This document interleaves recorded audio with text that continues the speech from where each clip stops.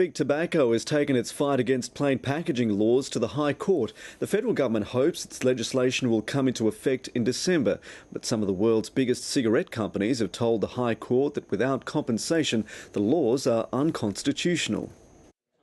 It's drab, plain and covered in alarming health warnings. And if the federal government has its way, this is the cigarette package of the future. But the big manufacturers say it's not on.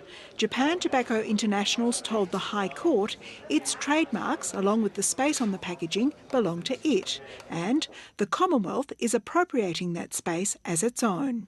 The tobacco companies complain they'll be reduced to the use of their names in plain writing to differentiate between brands.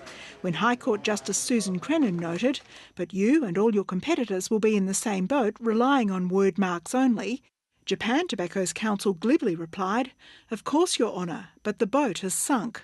The companies argue they're entitled to compensation under the Constitution. But the government believes it's on firm ground.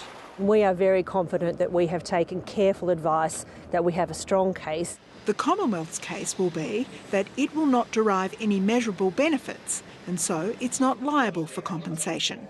And the government says the laws should come as no surprise. This is the next step in a long line of measures that governments have taken to make smoking less attractive, for it not to be able to be marketed, for it not to be able to be advertised.